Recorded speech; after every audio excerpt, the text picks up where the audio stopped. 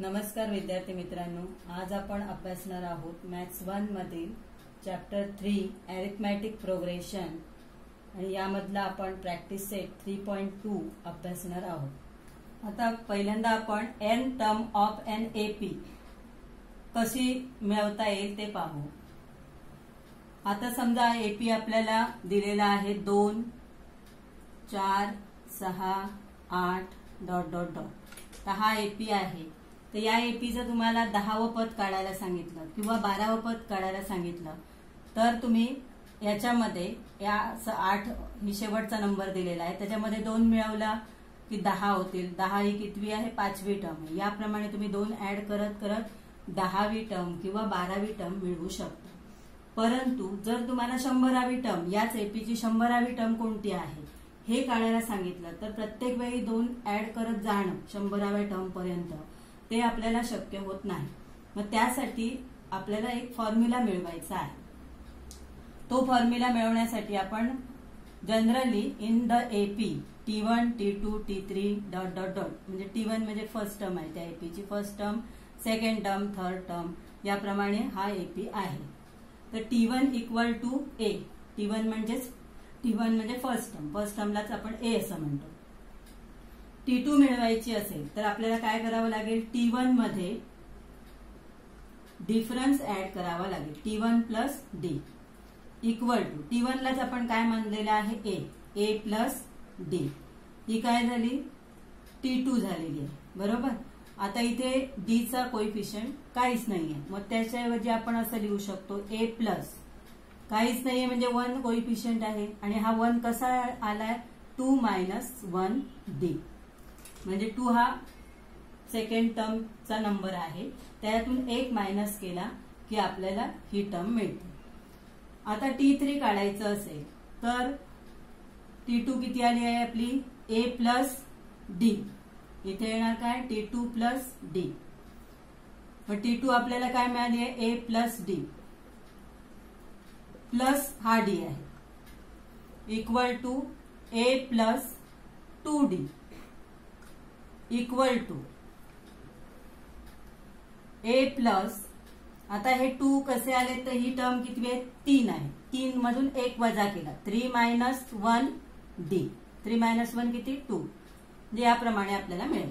तर T4 मिळवायचं असेल तर T3 प्लस डी, T3 आपल्याला काय मिळाली आहे? A plus 2D plus D equal to A plus 3D equal to A plus 3 कसे आले तर कोणत्या टर्म मिळवतोय आपण? फोर्थ टर्म, त्याच्यामधून 1 मायनस केला, 4 मायनस 1 डी। मग अशा प्रकारे आता इथे सगळीकडे तुम्हाला काय दिसेल? सेकंड टर्म मध्ये फर्स्ट टर्म आहे ही ए आहे, इथे पण ए आहे, इथे पण ए आहे, म्हणजे ए कॉमन आहे। जर तुम्हाला Tn मिळवायचं असेल तर ए कॉमन राहणार प्लस ब्रॅकेट मध्ये, आता इथे सेकंड टर्म होती म्हणून इथे 2 आले, थर्ड टर्म होती म्हणून इथे 3 आले, फोर्थ टर्म आहे म्हणून इथे 4 आले, मग एन टर्म असेल तर इथे एन येईल, एन मायनस 1, प्रत्येक वेळी 1 मायनस केलेला आहे, मायनस 1 डी। आता हे एन टर्म मिळवण्याचं काय आहे? फॉर्म्युला आहे Tn equal to A plus N minus 1 D. हा फॉर्म्युला आपल्याला यूज करायचा आहे प्रॅक्टिस सेट 2.1 अभ्यासण्यासाठी। तर आपण या फॉर्म्युल्याचा उपयोग 3.2 मध्ये कसा होतो ते पाहू। तर क्वेश्चन नंबर 1, प्रॅक्टिस सेट 3.2 मधला क्वेश्चन नंबर 1 आहे, write the correct number in the given boxes from the following AP. खाली काही एपी दिलेले आहेत, त्यापैकी आपल्याला बॉक्समध्ये योग्य तो नंबर लिहायचा आहे। तर पहिलं एपी आहे 1 8 15 22 dot dot dot. Here A is equal to, A म्हणजेच फर्स्ट टर्म आहे, A is equal to 1, T1 equal to, T1 म्हणजेच फर्स्ट टर्म आहे, इथे सुद्धा 1 येणार, नाहीतर आपण इथे 1 आहे इथे 8 लिहू, असं चूक होऊ शकते, तेव्हा लक्ष द्यायचं आहे। T2 इक्वल टू 15 आणि T3 equal to T2 equal to किती आहे बघा? 8 आहे, आणि T3 इक्वल टू 15 आहे. T2 minus T1, T2 minus T1, T2 आहे 8, 8 मायनस T1 आहे 1, 8 minus 1 7. T3 minus T2, T3 minus T2, पण T3 आहे 15 मायनस 8 इक्वल टू 7. दोघांनी आन्सर्स काय आली, सेम आली. हा काय आहे, डिफरन्स आहे, डी आहे. मग डी इक्वल टू काय येईल, 7. दुसरं एक्झाम्पल आहे, दुसरा एपी दिलाय 3, 6, 9, 12 dot dot dot. Here T1 equal to 3, T2 equal to 6, T3 equal to 9, T4 equal to 12. 3, 6, 9, 12. T2 minus T1, आता यांनी डायरेक्ट विचारलेलं आहे. T2 मायनस T1, T2 आहे 6, 6 मायनस 3 किती येतील, 3 येतील. T3 मायनस T2, T3 आहे 9, 9 मायनस 6 3 इक्वल टू. आता हे दोन्ही उत्तर सेम आली, म्हणजे T3 मायनस T2 किंवा T2 मायनस T1 म्हणजेच डी आहे.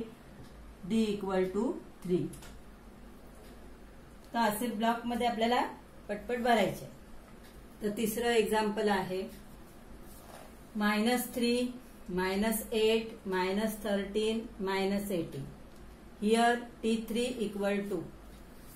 आता इथे क्रम बघा उलट सुलट दिलेला आहे. T3 इक्वल टू म्हणजे थर्ड टर्म किती आहे, -13. T2 equal to -8. तर क्रमाने लिहिलं असतं आपण तर चुकलं असतं.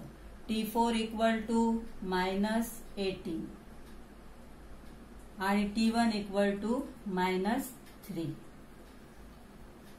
T2 मायनस T1, T2 आहे -8, -8 minus -3, T2 minus T1.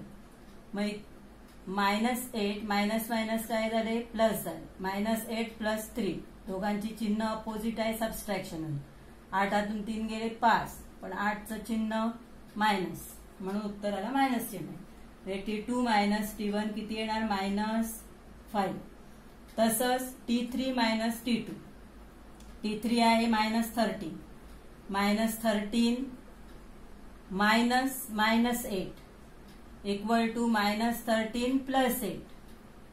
Sign opposite subtraction, त्याची पण सबस्ट्रॅक्शन येईल मायनस. म्हणजे दोघांमधला जो दोन कॉन्सिक्युटिव्ह टर्म मधला जो डिफरन्स आहे तो -5 आहे. म्हणजे डी इक्वल टू -5.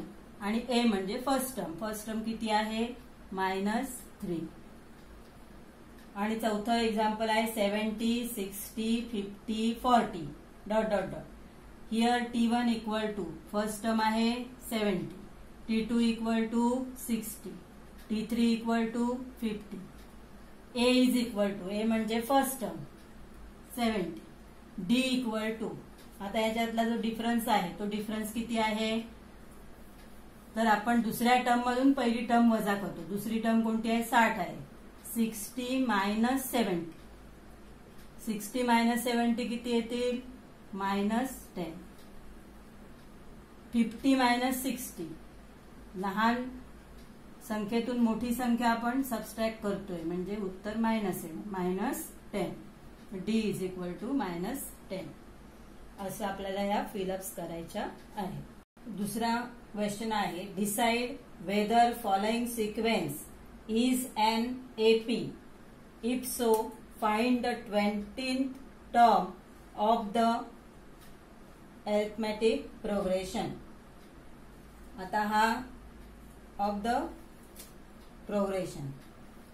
आता इथे हा सिक्वेन्स दिलेला आहे, -12, -5, 2, 9, 16, 23, 30 डॉट डॉट डॉट. हा जो सिक्वेन्स आहे तो एपी आहे की नाही हे आपल्याला ठरवायचं आहे. मग given sequence is -12, -5, 2, 9, 16, 23, 30 dot dot dot. In this sequence, T1 equal to -12, T2 equal to -5, T3 equal to 2, T4 equal to 9. तर अशा प्रकारे ह्या टर्म्स करायच्या. आपल्याला एपी आहे की नाही हे ठरवायचं असेल तर जो दोन कॉन्सिक्युटिव्ह टर्म मधला जो डिफरन्स आहे तो डिफरन्स कॉमन असला पाहिजे. डी काढायचं असेल तर आपल्याला काय काढायला पाहिजे, T2 मायनस T1.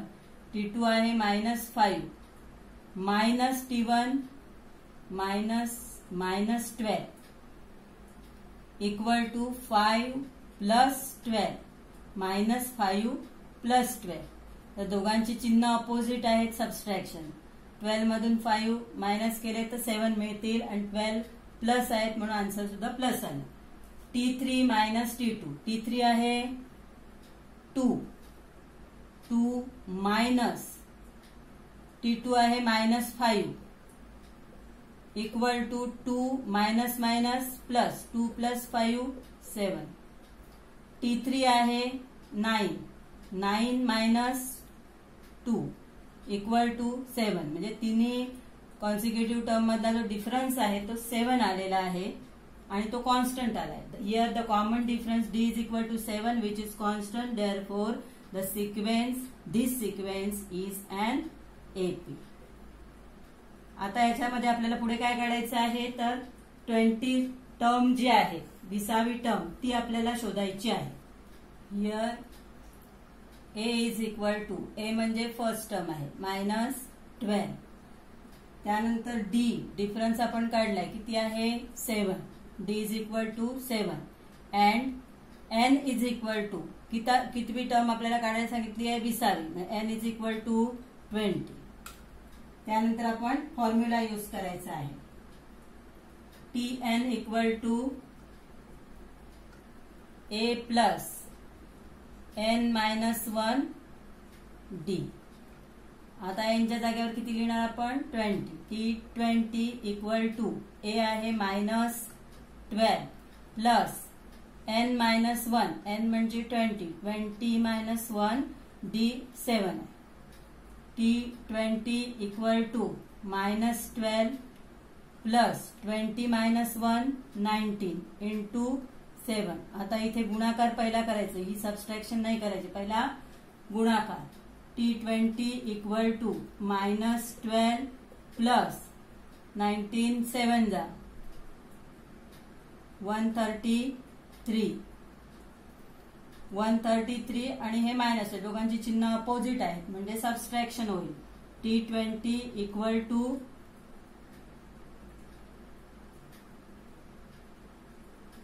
121.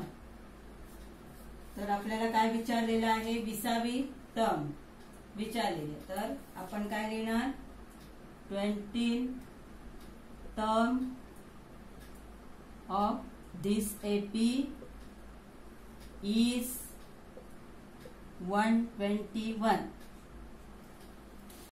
तर क्वेश्चन नंबर 3 आहे. मी क्वेश्चन वाचते, तुम्ही पुस्तक सोबत ठेवायचं आहे. Given arithmetic progression 12, 16, 20, 24 ... find the 24th term of this progression. आता एपी दिलेला आहे. कोणता एपी आहे गिवन एपी इज 12, 16, 20, 24 ... हा एपी दिलेला आहे आणि आपल्याला काय काढायचं आहे त्याची 24वी टर्म काढायची आहे. मग 24वी टर्म काढण्यासाठी आपल्याला फॉर्म्युलामध्ये काय लागेल ए म्हणजेच फर्स्ट टर्म लागेल आणि डी लागेल. मग डी काढण्यासाठी आपल्याला T2 मायनस T1 करावं लागेल. Therefore T1 equal to T1 म्हणजे first term 12, T2 equal to 16, T3 equal to 20, D equal to T2 minus T1 D काढावं लागेल. T2 minus T1 equal to 16 minus 12 equal to 4. 16 minus 12 equal to 4 म्हणजे D आपला काय आलेला आहे 4 आलेला आहे. एकच सबस्ट्रॅक्शन केली तरी चालते कारण हा एपी आहे, त्यामुळे त्याच्यातला डिफरन्स हा कॉमन आहे. डी इज इक्वल टू 4 आला. त्यानंतर आपल्याला फॉर्म्युला यूज करायचा. We know that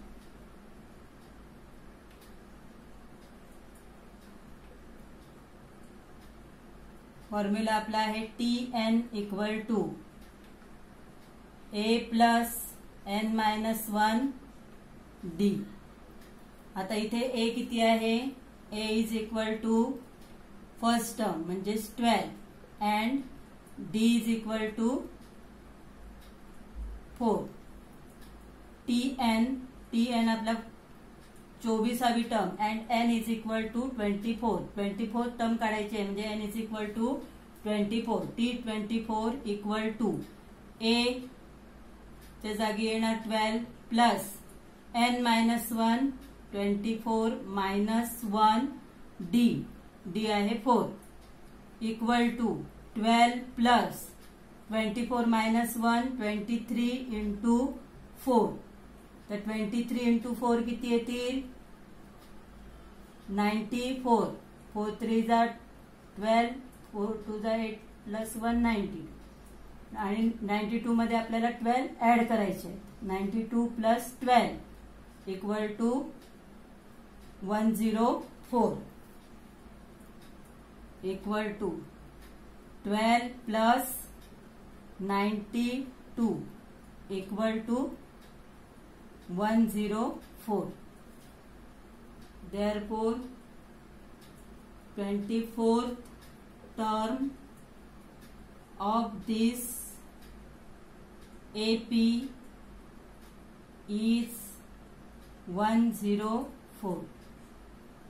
Fourth question आहे find the 19th term of the following AP 7, 13, 19, 25 ... आता यामध्ये प्रश्न तुम्ही पुस्तकात पहा. मी आन्सर लिहिलेला आहे. Given AP is 7, 13, 19, 25 ... first term T1 equal to 7, T2 equal to 13, T3 equal to 19. आपल्याला फॉर्म्युलामध्ये D आहे, A आहे, N आहे, याच्या व्हॅल्यू पाहिजे. मग D साठी आपल्याला T2 मायनस T1. T2 आहे 13 minus 7 equal to 6. We know that Tn equal to हा फॉर्म्युला आहे A plus n minus 1 D. Here A is equal to A म्हणजे फर्स्ट टर्म आहे 7, D इज इक्वल टू 6 आणि n कितवी term आपल्याला काढायला सांगितली आहे? 19 term. Therefore n is equal to 19. आता फॉर्म्युलामध्ये फक्त आपल्याला या किमती प्लेस करायच्या आहेत. n च्या जागी किती येतील? 19 इक्वल टू A च्या जागी 7 प्लस n च्या जागी n मायनस 1 19 मायनस 1 D च्या जागी 6. T19 equal to 7 plus 18 into 6. T19 equal to 7 plus 18 into 6 108. T19 equal to 115. Therefore the 19th term of given AP is 115. आता पाचवं एक्झाम्पल आहे find the 27th term of the following AP. AP दिलेला आहे. Given AP is 9, 4, minus 1, minus 6, minus 11 ... Here T1 म्हणजे first term आहे 9, T2 आहे 4, T3 आहे minus 1. आता आपल्याला डिफरन्स काढायचा आहे. डिफरन्स D इक्वल टू आता हा एपीच आहे त्यामुळे एकच आपल्याला सबस्ट्रॅक्शन करायची आहे. T2 minus T1 4 minus 9. T2 मधून T1 वजा करायचा आहे. 4 मायनस 9 इक्वल टू मोठ्या संख्येतून लहान संख्येतून मोठी संख्या वजा करतोय. उत्तर मायनस येणार. -5. we know that Tn equal to A plus n minus 1 D. हा फॉर्म्युला आहे आपला. A here A is equal to, A म्हणजे फर्स्ट टर्म आहे 9, D किती आलाय आपला -5, n कितवी टर्म आपल्याला काढायला सांगितलेली आहे 27 टर्म, म्हणजे n is equal to 27. Therefore T27 equal to 9 plus 27 minus 1 D. D किती आहे आपला -5 आहे. आता इथे हा मल्टिप्लाय आहे, नाहीतर मायनस करा. इथे D आपल्याला चिन्ह दिसत नाही म्हणजे मल्टिप्लिकेशन आहे, इथे into -5. T27 equal to 9 plus 27 minus 1 26 into -5. तर हा जो मल्टिप्लिकेशन येईल तो मायनसच येईल. 9 मायनस 26 इंटू 5, 6 पंचे 30, 6 5 दुने 10 आणि 3 13, 130. आता या दोघांची सबस्ट्रॅक्शन होईल. 130 मधून 9 मायनस केले तर -121. Therefore the 27th term of given AP is -121.